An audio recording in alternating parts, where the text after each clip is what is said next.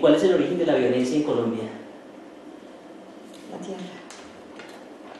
¿Y cómo se desarrolla ese problema de la violencia en Colombia? ¿Cuáles son los aspectos más importantes de ese problema de la tierra? Bueno, desde 1812 estamos en guerras. Sí. Declaradas, no declaradas. Empezamos con la guerra federalista y centralista, que es una vez se proclama la independencia, entre comillas, de este país.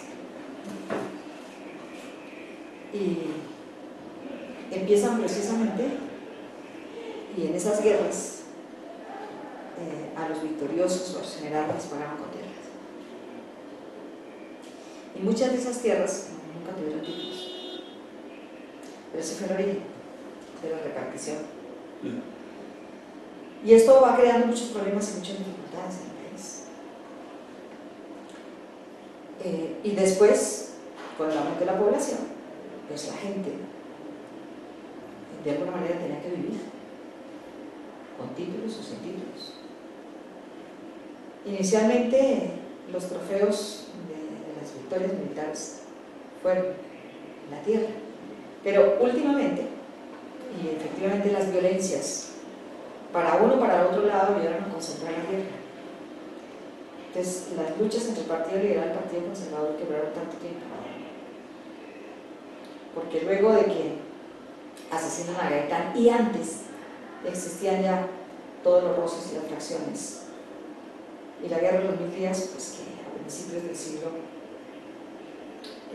pasado nos deja sin el canal de Panamá, es la tierra. Entonces los Estados Unidos entran a negociaciones y se llevan a Panamá para construir el canal y vuelve a jugar. Y luego vienen todas estas violencias, entre otras cosas, el asesinato de Gaitán, que desatan la última, la gran violencia que llamaron algunos estudiosos, la violencia que mataban los liberales y los conservadores, ayudó también a concentrar la tierra. Y quienes sacaron jugo de esa guerra fueron los grandes terratenientes. Por supuesto que mucha gente huyó, mucha gente le tocó también desplazarse, alguna gente intercambió departamentos, otros abandonaron sus tierras despavoridos, y por eso viene un gran poblamiento de departamentos. Por ejemplo, Arauca fue hecho sobre la ampliación de la reforma de la frontera agraria. Entonces los grandes fondos de la gente que huyó del Valle, del Tolima, del Huila, porque los perseguían, llegaron allá a tumbar selva y a hacer sus fondos. Y cuando los fondos, por ejemplo en Arauca, estuvieron hechos, llegó el FDR con terratenientes de Meta a exigirle a la gente que se ocupara de los fondos. La gente que venía desplazada, que había ampliado la reforma agraria no porque quisieran, sino por la necesidad de tener unos animales, de alimentar a sus hijos. Ahí se ven agredidos, pero agredidos con las armas del Estado. Y entonces la gente se arma para poder defender sus tierras, lo que habían hecho ya en un desplazamiento. Y toda esa situación que se vivió después de lo de José Gaitán, las luchas que continúan entre el Partido Liberal y el Partido Conservador. El Partido Liberal y el Partido Conservador también tuvieron guerrillas. Los paramilitares de esa época eran los chilavitas, que era la Policía Nacional. Y los liberales crearon la guerrilla liberal, que la armó la Dirección Nacional Liberal. Ellos no se armaron por su cuenta. La Dirección Nacional del Partido Liberal de la época armó a la guerrilla liberal. Y esa guerrilla liberal, que luego la amnistían, pero matan a su comandante, matan a Guadalupe Salcedo, y otros quedan vivos. Esa guerrilla fue la base de las FARC, que otra vez juega la tierra, porque los paramilitares, que supuestamente para luchar contra las guerrillas que van en Colombia, hacen la concentración más grande de tierra. ¿Qué es lo que en este momento se está hablando? Los campesinos, millones fueron desplazados, otra vez sacaron de sus tierras, y las tierras pasaron a unas manos que, si uno va a la costa, tiene que aterrarse. Las grandes fincas que han acumulado y donde los pobres desaparecieron del paisaje. Abro, por ejemplo, la carretera que va de Riohacha a Valledupar. No hay un solo rancho de un campesino pobre. Y esta situación de la tierra, que ha sido la causa fundamental de las violencias en Colombia, va a tener que resolverse en esta etapa si queremos una paz duradera. Es el gran reto que tiene el gobierno y la restitución de tierras. Bueno, usted habla de una etapa de la guerrilla liberal que pasa a ser, pasa a denominarse también como los bandoleros, a finales de los años 40 y principios de los años 50. Aparte de lo que me ha dicho, ¿cómo surgen y cuáles son las características de esos bandoleros? A mí no me parece que esos términos se puedan usar en un país donde frecuentemente se habla de la guerra. Yo soy de las que coincido con quienes en los análisis hechos la violencia está unida al poder en Colombia. El poder se ha mantenido con la violencia. Bástenos recordar solamente lo que nos hicieron en la Unión Patriótica. En el 86, cuando tuvimos 14 parlamentarios entre Senado y Cámara, 5 y 9, 5 de Senado, 4 de Cámara, no resistieron el debate ni 2 meses en el Parlamento. Y eran unos debates muy políticos, porque se trataba de mirar que entraba un movimiento con distintos planteamientos de carácter político, pero también el Estado que se necesitaba y la conducción que se estaba de tener. No resistieron 2 meses cuando empezaron a matar a la gente. Esto es de una gravedad inusitada porque en las democracias las minorías tienen derechos. Ninguna democracia en el mundo creo que ha atravesado lo que sucedió con la Unión Patriótica en Colombia. Que un partido minoritario que alcanza la primera vez que va a las elecciones 15 parlamentarios los asesinen con listenia. Pero como si no les bastara, entonces pasan los mandos medios, pasan los militantes de base también a ser asesinados. Y los asesinan porque, entre otras cosas, éramos opción de poder. Les disputamos el poder a quienes por medio de la violencia habían mantenido el poder por tantos años y lo siguen manteniendo con la violencia. Bueno, y este caso de los paramilitares que surgen a finales de los años 70 y ante todo a principios de los años 80, ¿cómo se origina? A mí me parece que esta hace parte de la guerra contra el insurgente. Bien hizo la Human Rights en el famoso documento de la Sexta División, de decir que esta es una división del ejército.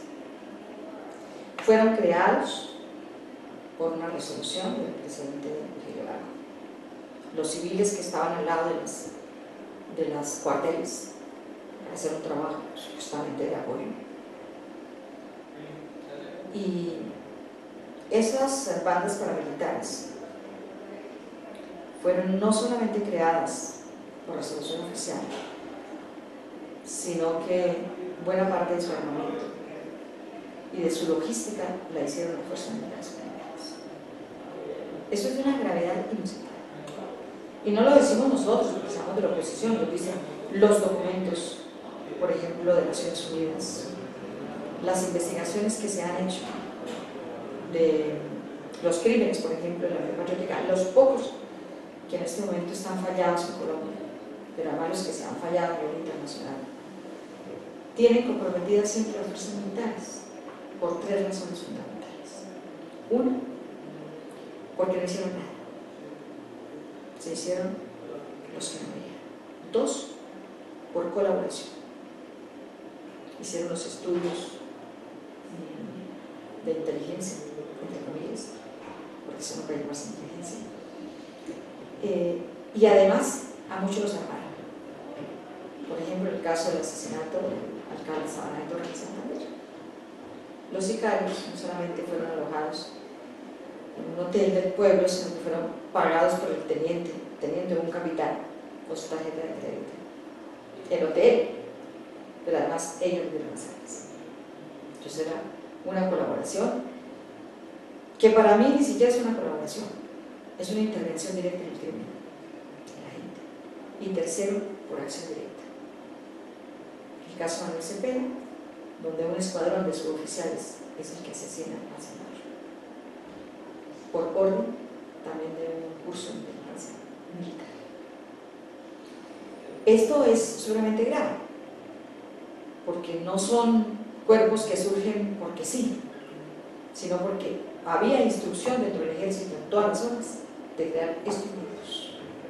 Aún después de que se derogó la famosa resolución, seguían creando los grupos. Después se inventaron en los 90 las Convivir, que tuvieron tanto eco en el departamento de Antioquia, en la época en que el doctor Uribe Vélez fue gobernador de Antioquia.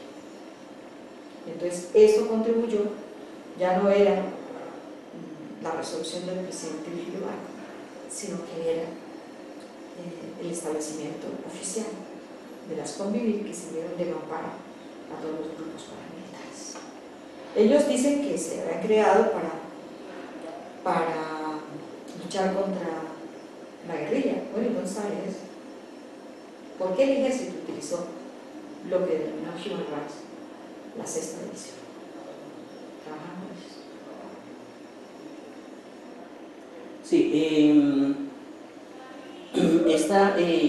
usted habla de los militares como parte de quienes conformaron de los militares como parte de los que conformaron a los paramilitares. ¿Qué implicaciones tuvo la élite en la conformación de esas guerrillas o bandoleros de los años 50 y de estos paramilitares de los años 80? Bueno, la Dirección Nacional Liberal armó su guerrilla. Eso no es sino leer el libro Las guerrillas del llano de Eduardo Ramos, que fue uno de los comandantes de la guerrilla liberal en Casanare, y que dejó en sus memorias cómo fue que la Dirección Nacional Liberal tuvo que armar a su gente porque estaban los otros, que eran muchos militares, que pertenecían a la policía, que eran del Partido Conservador, matando a los liberales. Y cuando llegaban a los pueblos a incendiar casas y todo esto, pues los otros se enfermaron. Por eso yo mantengo la tesis y la reafirmo de que la violencia está muy en el poder. Pero en este momento en que estamos, yo creo que quienes han tenido toda la culpa, por ejemplo, el genocidio político, pues fue la clase dirigente de este país. Si alguien tiene la culpa en todo este desastre de la oposición política, fueron ellos, porque usaron todos los medios a su alcance. Un genocidio no se produce espontáneamente, un genocidio se produce porque está planificado, porque tiene un entorno que le va a permitir la impunidad, porque preparan los medios de comunicación. Y se da en Colombia en el marco de la disputa por el poder. Cuando ellos vieron que 15 parlamentarios podían hacer una tarea enorme en el Congreso de la República y que a la otra elección seguramente eso iba a multiplicarse optando por matar, no resistieron ni siquiera meses, no resistieron ni 6 meses el debate que se daba en el Parlamento por las reformas que se necesitaban en este país y ordenaron matar. Y yo creo que esto pesa mucho en este momento de la paz, cuando precisamente uno de los puntos que trancó la negociación, no sé si meses o días, fue precisamente las garantías para poder hacer política de parte de nuestra agencia. ¿Cuál es la evolución que ha tenido la élite, esta élite de la cual usted habla, a partir de los años 50 hasta ahora? Yo creo que no dejan el poder, ¿no? Y la prueba está en que hay una serie de delfines por todas partes. Los que han tenido el poder, su familia no la quiere dejar. Y porque ha representado también no solamente la forma de mantener tierra, sino de afincarse en una serie de cosas que han evolucionado. Por ejemplo, la clase mal dirigente, como yo los apodo, porque han dirigido mal este país, han evolucionado en muchas formas. Por ejemplo, ya no directamente, pero sí hay muchísima gente que se sigue apoderando de la tierra. Hablo, por ejemplo, del magistrado Pretel, un magistrado de la Corte Constitucional, que compra 25 hectáreas de tierra en 5 millones de pesos. Por supuesto que el magistrado de la Corte sabe lo que ha pasado en Urabá. Por supuesto sabe el desplazamiento masivo que hubo de esta zona. Por supuesto los campesinos no tenían escrituras, pero para vendérsela a los del poder aparecieron escrituras. Hay toda una serie de hechos muy complicados para volverse a apoderar de la tierra, pero ya no solamente de la tierra, sino que se apoderan de todo. Antes no existían, por ejemplo, los monopolios ni los oligopolios. Ahora, un solo hombre o una sola familia es dueño de bienes de comunicación,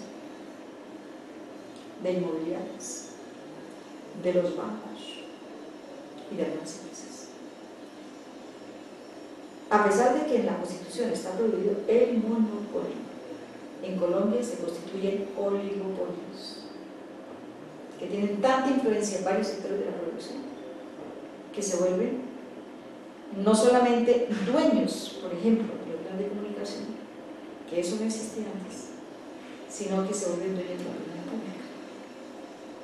Porque las emisoras, por supuesto, reciben la orientación, entrevistan o no entrevistan gentes de acuerdo al criterio del dueño del medio y al criterio de quienes dan la pauta publicitaria. Esto es muy grave.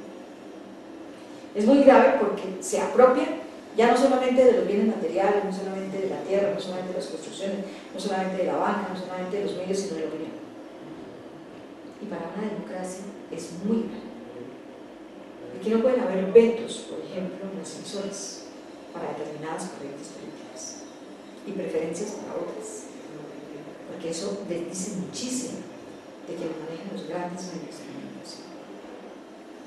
Y yo creo que además ha mutado en otras cuestiones.